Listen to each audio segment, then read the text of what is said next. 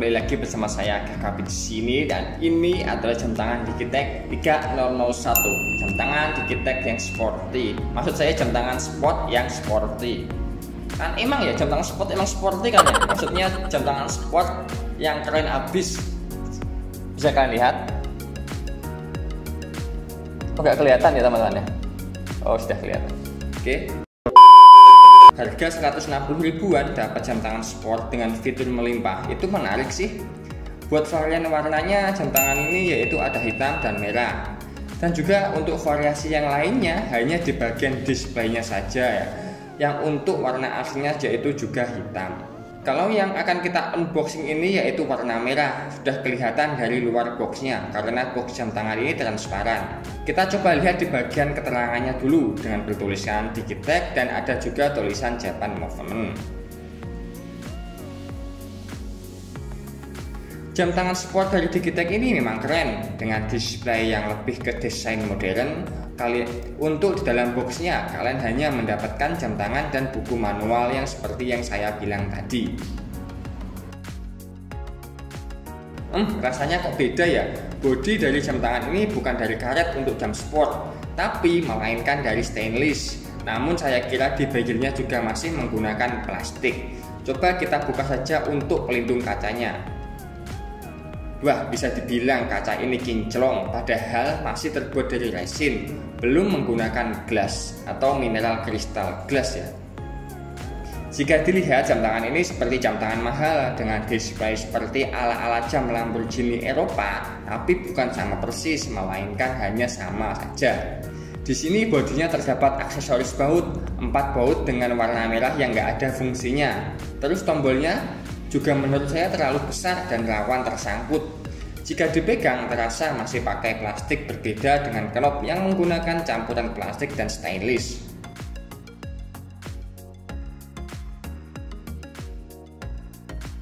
Dan untuk di samping, di sini juga ada skru baut yang juga nggak ada fungsinya. Salah jika kalian mengira untuk melepas tali jam tangan. Padahal untuk sistem kaitnya masih menggunakan pen. Kalau kita balik untuk sisi backcase-nya sudah menggunakan stainless steel dengan skru backcase.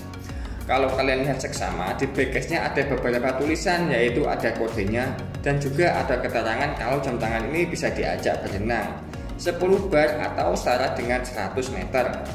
Oh iya teman-teman, untuk dimensi dari jam tangan ini mempunyai diameter 50 mm dari sisi terluar. Tapi kalau kita hitung dari bezel menjadi 45 mm.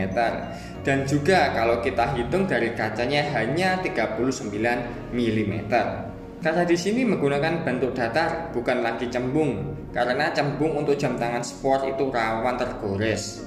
Untuk jam tangan di harga under 250 ribuan seperti yang saya bilang tadi, kalian hanya mendapatkan fitur stopwatch, alarm, dan lampu L backlight. Tapi kalau menurut saya untuk fitur dari jam tangan Digitek 3001 ini masih kalah dengan Skimi 1426 dengan harga hanya 90 ribuan saja. Tapi menang untuk di fitur.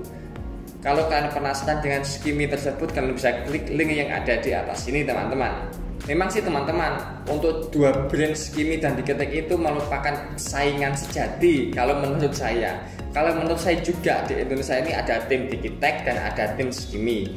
Nah, kalau kalian itu ada di tim mana teman-teman? Dengan mesin dual time, otomatis jam tangan ini menggunakan dual mesin juga. Ada analog dan digital. Untuk analognya ditenagai mesin AL35E dengan baterai 626 dan digitalnya dengan baterai 2025. Ya, untuk mesin analognya masih standar dari jam harga menengah ke bawah dengan kualitas original yaitu dari Epson Corp.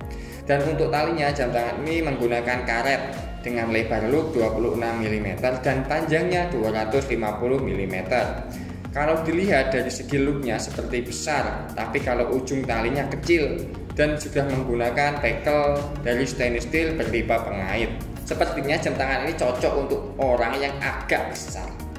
Tapi coba kalau saya pakai juga tetap cocok kok teman-teman. Jadi kalau menurut saya jam tangan ini cocok di segala bentuk berat badan.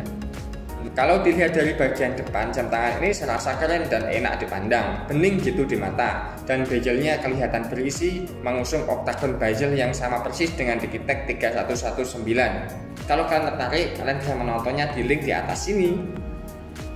Oke, sekian dulu dari saya teman-teman. Semoga review ini bisa bermanfaat buat kalian, dan semoga kalian di luar sana diberi kesehatan yang luar biasa.